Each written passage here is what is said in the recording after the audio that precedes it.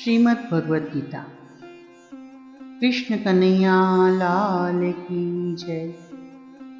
અધ્યાય પહેલો. અર્જુન વિષાદ યુદ્ધ. ધૃતરાષ્ટ્રે સંજયને પૂછ્યું, હે સંજય, કુરુક્ષેત્રની ધર્મભૂમિમાં યુદ્ધ કરવાની ઈચ્છાથી એકઠા મળેલા મારા અને મારા પાંડુના પુત્રોએ શું કર્યું તે મને કહો. સંજયે ધૃતરાષ્ટ્રને ઉદ્દેશીને કહ્યું, હે રાજન, પાંડવોની સેનાને વ્યૂહમાં ગોઠવાયેલી જોઈ દુર્યોધન ગુરુ દ્રોણાચાર્ય પાસે જઈને કહેવા લાગ્યા, હે ગુરુવર્ય, પાંડવોની વિશાળ સેનાને તમે જુઓ, જેની વ્યૂહરચના આપના બુદ્ધિમાન શિષ્ય ધૃષ્ટદ્યુમ્ને કરી છે.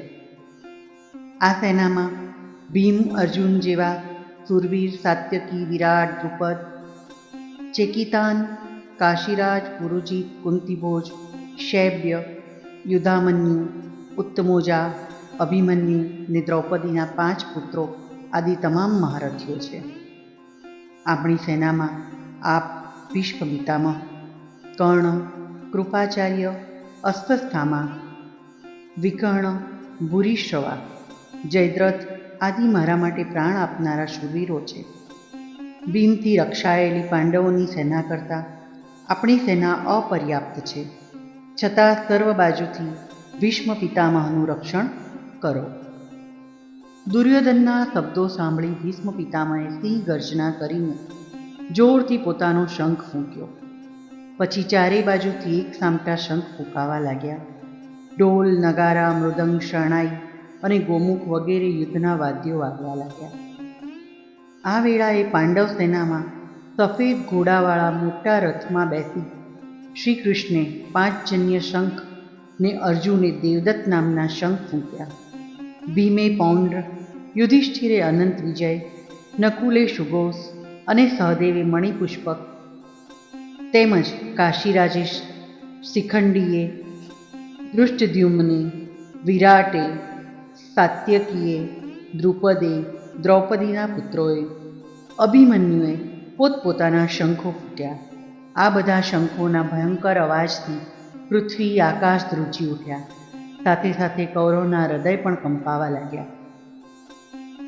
યુદ્ધના આરંભમાં ગાંડીવને હાથમાં લઈ અર્જુન શ્રીકૃષ્ણને કહેવા લાગ્યો, હે અચ્યુત, તમે મારા રથને બંને સેનાઓની વચ્ચે ઊભો રાખો, જેથી મારે કોની સાથે યુદ્ધ કરવાનું છે તેમને જોવા ઈચ્છું છું. સંજયે ધૃતરાષ્ટ્રને ઉદ્દેશીને કહ્યું, હે ભારત, આ સાંભળી શ્રીકૃષ્ણે રથને બંને સેનાની વચ્ચે ઊભો રાખ્યો. તે પછી અર્જુને ચોતરફ દ્રષ્ટિ ફેરવી. તેણે તેના કાકા, દાદા, ગુરુ, મામા, ભાઈ, પુત્ર, પૌત્રો, શસ્ત્રા, મિત્રો, બાંધવો આદિને જોઈને શ્રીકૃષ્ણને કહ્યું, શ્રીકૃષ્ણ, આ બંને સેનાઓમાં આપણા સંબંધીઓ યુદ્ધ માટે એકઠા થયા છે.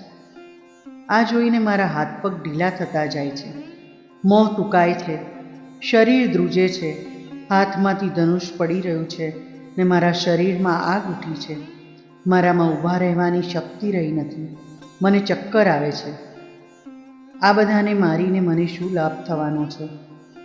મારે વિજય જોઈતો નથી. રાજ્ય લઈને અમે શું કરીશું? જેના માટે રાજ્ય જોઈએ છે તે લોકો પ્રાણને ધનની આશા છોડીને મરવા માટે ઊભા છે. આમાં ગુરુ, કાકા, દાદા, મામા, સસરા, પુત્ર, પૌત્રો, શાળાને સંબંધીઓ છે. આ લોકો મને ભલે મારી નાખે, પરંતુ હું એમને મારવા ઈચ્છતો નથી.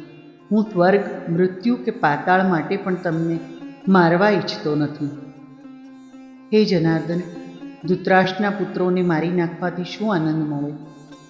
આ બધા આગ લગાડનાર, ઝેર આપનાર, શસ્ત્ર પ્રહાર કરનાર, ધન હરણ કરનાર, જમીન હડપ કરી લેનારા, સ્ત્રીનું અપહરણ કરનાર, આ બધા આતતાઈઓ છે. આ આતતાઈઓને મારવાથી તો છેવટે પાપ જ લાગે.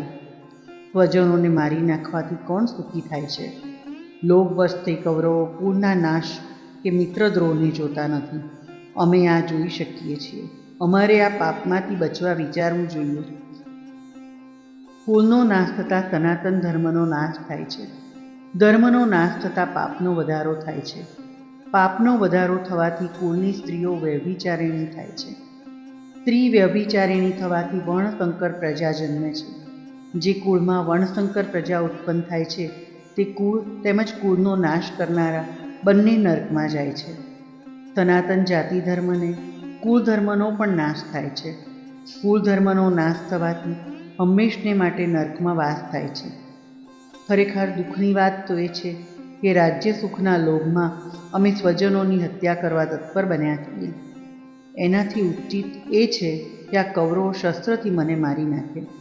સંજય ધૃતરાષ્ટ્રને ઉદ્દેશીને કહ્યું, હે રાજન, આમ કહી તે પળે અર્જુન યુદ્ધભૂમિમાં ધનુષ બાણ મૂકી દીધા અને દુઃખી થતો તે રથમાં પોતાની પાછલી બેઠક પર આવીને બેસી ગયો.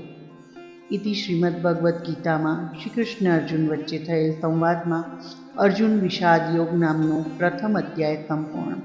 કૃષ્ણ કનૈયા લાલ કી જય.